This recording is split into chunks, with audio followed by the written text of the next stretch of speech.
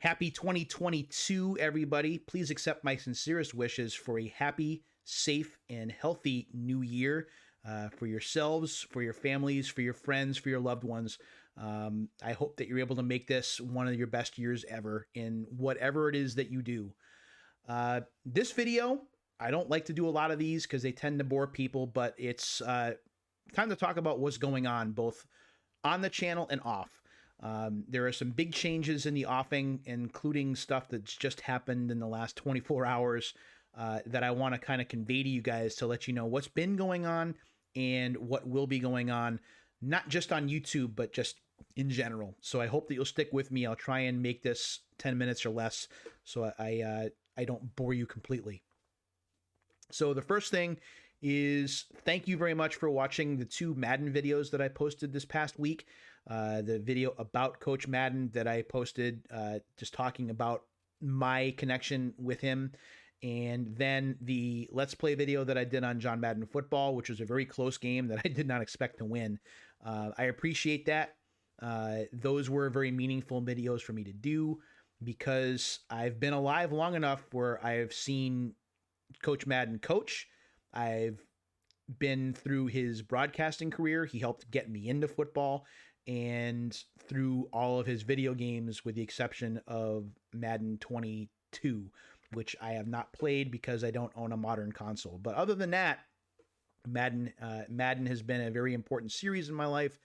And I even did a quick TikTok video showing off my collection of Madden games for the Genesis, the PlayStation, and the PS2, which was fun to do, and got almost 10,000 views, so that's not too bad. So thanks for watching those. Now, you probably, if you're a longtime subscriber to the channel, you probably noticed that there had been nothing for about 3 months before those videos. It had been very quiet. What I'll tell you is I was having a tough time offline. I was working in a new job this year in the middle school that I've been at for the last 2 years and 3 of the last 4 years.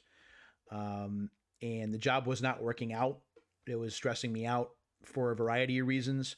I just didn't feel that I was doing a great job with it. I didn't feel like I was learning fast enough. I was putting a lot of pressure on myself, which is part of it was a me problem. I won't lie about that because I tend to be a perfectionist. But some of it just had to do with what's going on. Of course, talking about that dreaded 5-letter virus. And that really affected what I was doing. I would never take my mask off at work. I never had anything to drink at work. I ate only outside. I was always worried that I was going to get infected, that I was going to get sick. And it made work very challenging. And in that, when I would get home at the end of the day, I didn't have any energy left to do any kind of video creation. I couldn't think about what game to open or what game to play or give the energy that I want to give to making the YouTube videos that I make. So I took a sabbatical, and it was unannounced, and I apologize for not saying anything beforehand or during that so you knew what was going on. Thankfully, for the channel, my activity on TikTok drew some subscribers to the channel who were able to check out the many videos that I have in the bullpen that I have done in the past, including, almost 200 episodes of Unsealed and then some other stuff. So that kind of kept the channel afloat for me. And for those of you who stuck around during my sabbatical, or whether you're a brand new subscriber or whether you've been here since the beginning, you have my most sincere gratitude. It has been a very difficult second half of 2021, and I appreciate you sticking with me. 2022, I'm hoping, is going to be different, and I'm going to talk about why in just a minute. In terms of the job situation, that's really the biggest change for 2022. I'm going to be working in a new job, and I'm going to be working here at home in this very room, sitting in the computer setup that is behind me.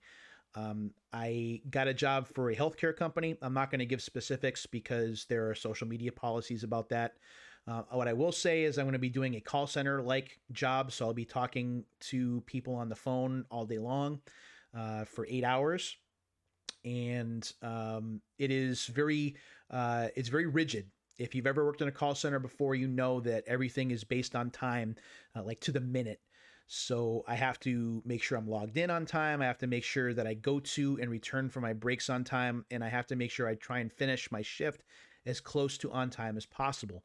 So I'm excited about that because I tend to work better in a more rigid structure like that because I tend to drift if I don't have a lot of focus. So when I'm razor focused and razor sharp, that's when I tend to perform at my best. So I think this is going to be great for a variety of reasons. I'm going to be making more money than I ever made working in education, including getting a signing bonus, which is huge. I get to work at home, so I don't have to worry nearly as much about possibly getting COVID as I did when I was working in school. So I don't have to panic about wearing a mask all the time. I can actually drink water here and there. Um, I don't have to worry about a commute. I don't have to worry about snow days. I don't have to worry about not getting paid for vacations or what to do about money during the summer. This answers or solves a lot of problems that working in education unfortunately laid on my lap.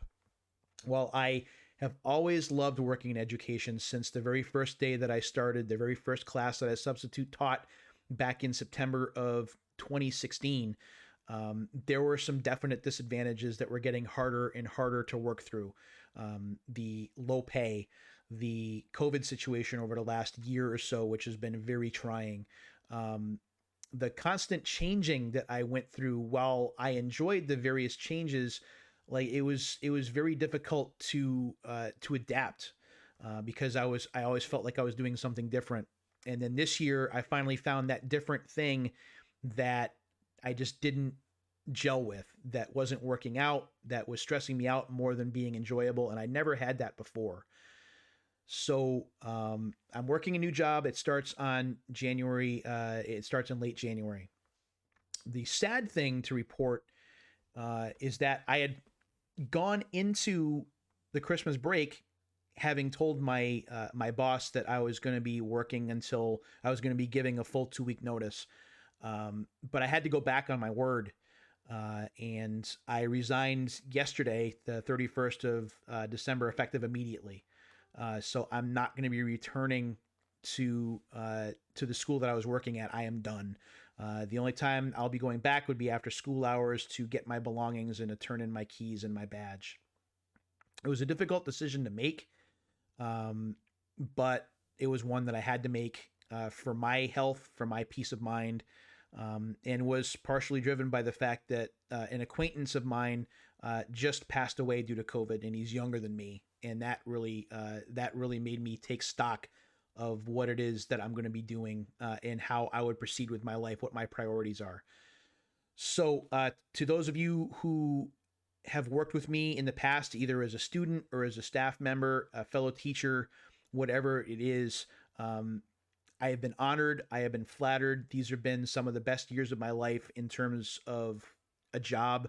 It always been a dream of mine to teach, and I was very fortunate to be able to do that for the last couple of years, for the last 3 or 4 years. And I'm never going to forget it. Every single student that I worked with was amazing in their own way. Maybe they weren't really into school, or maybe they didn't have all the answers all the time, but that never made them any less special to me. I tried to connect with as many students as I possibly could. That's the whole idea. Teaching is not just about the material that you're teaching, but it's about trying to make an impact on a student's life in some way, shape, or form. I am hoping that sometime over these last 5 years in education, 4 of them in teaching, that I made an impact somewhere, because the students definitely will leave a lasting impact on me. So thank you to them. Thank you to everybody who I ever worked with in education. I'm going to miss it. But I am excited to start the new job. So what does that mean for YouTube? Let's get to the point, because now I'm 10 minutes in, so I've already broken my promise. So sorry about that. I want to do more YouTube stuff this year. I want to try and be more consistent. The good news is, because I resigned immediately, although that sucks because I'm going to be going like a month without a paycheck, but that's my problem. I'm going to have 3 weeks, so I'm going to have some time to kind of recharge my internal batteries and hopefully do some more YouTube episodes, some more Pete plays, maybe open up a couple of sealed games that I've been sitting on for a while, and try and be active while I can. Once I start training, training is like 8 to 4:30, so it's a little bit early in the morning, and I don't know how intense it's going to be. And I always do my recording at night. I don't do my recording during the day. That may change once I start working, because this room is going to be my whole office. So I'm going to be in here a lot. So maybe that will change. But I really want to be more active on YouTube in 2022, or at least more consistent, and try and get some videos up at least a couple a month, so that there aren't any wide gaps.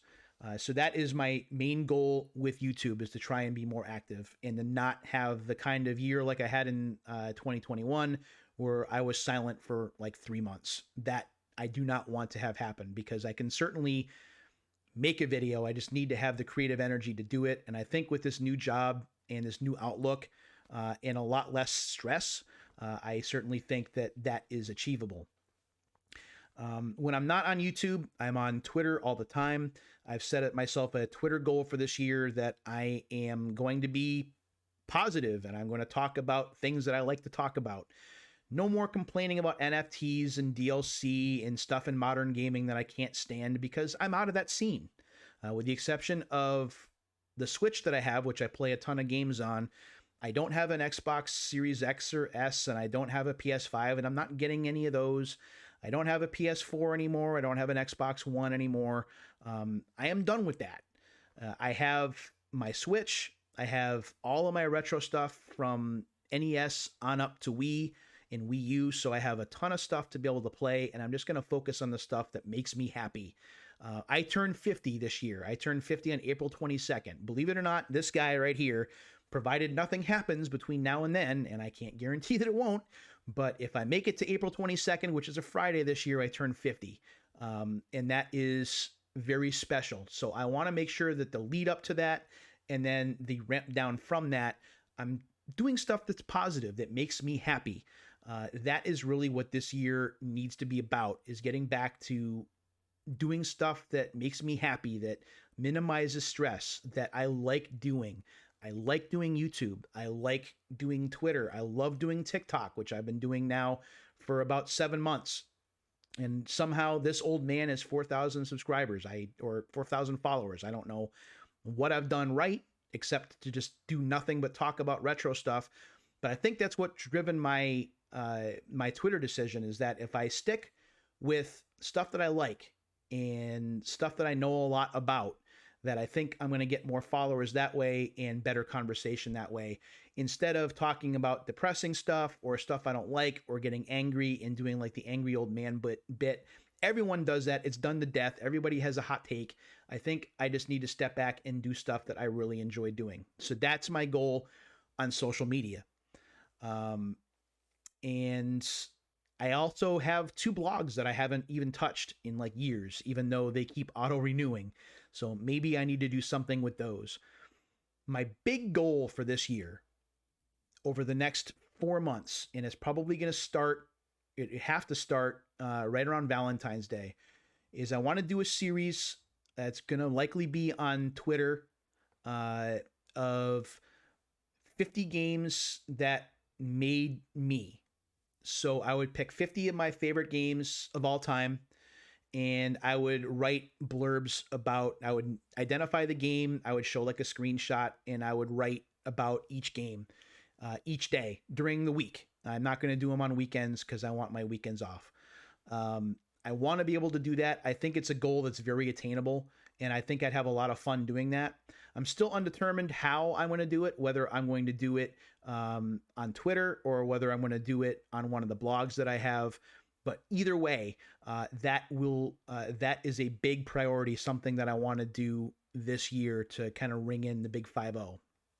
So that is the biggest goal.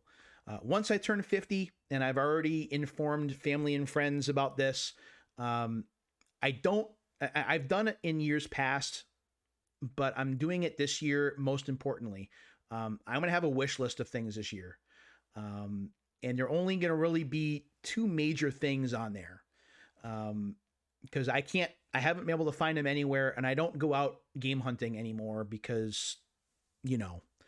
So one of them is an original Xbox. It is the one console from the 6th generation of consoles that I don't own. I had one in 2004 until like 2007, and I had to sell it because I was really broke. And then I had another one that was given to me by a family member as a hand-me-down in 2012, and it lasted 2 weeks before it broke because the capacitor inside, as many of you know, the capacitor had leaked and the thing just stopped working. I've wanted to get one. I've been afraid of the capacitor issue, which is why I haven't really been actively looking, but I really want to get one. And I'm most excited to get one because I have a newer GX TV that I picked up for Christmas, and I can now play that on a CRT, and I can run it through without any issues, and I wouldn't have to run it on my high def TV where the picture would look like crap. So Xbox games are not wicked expensive. Xbox sports games are still fantastic. And all the multi-platform stuff just looks so much better on the original Xbox. Plus, I'd be able to get custom soundtracks. I could talk about that a ton, but that's one of the two things.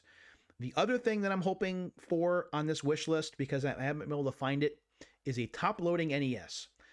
My side-loading NES is not working anymore. I've wanted to play games on it because I've wanted to do videos on it. In fact, I have my MacBook in the living room now, where my retro setup is, and I have my webcams out there. So I'm hoping to record myself playing some games. And I wanted to do that for NES, but the sound doesn't work. The sound jacks are borked. They're done. So I can't run them. But with this new GX TV that I have, it has the RF coaxial connection in the back, where my original GX TV, because I moved around so much, that stopped working. So I want to be able to get that top loading NES and be able to play regular Nintendo games again. I'm playing regular NES games for the channel, obviously, but I'm not playing them in Retro Central in the living room. So those are the two things that I'm kind of hoping for. Whether I can find them myself or whether I ask for them for my birthday, those are the two things that I'm on the hunt for this year. And if I do get the Xbox, obviously building an Xbox collection would be like a secondary goal for this year. I'm looking forward to 50. I'm hoping that I get there. And when I turn 50, like, it's going to be, first of all, it's a Friday, so that's exciting. And second of all, it's going to be just after my training ends. So I'm going to be starting this new job, like, for real. So there's a lot of promise. And of course, April 22nd is like, as spring is really getting going, the weather's getting nicer. So I have a lot of things to look forward to. And I've always tried to make my birthday special every year, but you only turn 50 once. So I'm hoping to make this one a really good one. Whew. So that's everything that's going on. That explains what's going on with YouTube. That explains what's going on with social media. If you don't know about my social media channels, I'll make sure to put them in the description. Let me try that again. Description below. And that's what I'm doing with my blogs. And that's what's going to be going on for my 50th birthday. And this really cool series that I really want to do that I'm hoping that you'll check out once I get it going. Thank you very much for watching this all of a sudden 20-minute long video. I really appreciate it. Again, Happy New Year to all of you, your families. Please stay safe and happy and healthy this year. And I look forward to doing some more videos in the very, very near future. Until the next time, my friends, take care of yourselves and each other. And we'll talk really, really soon.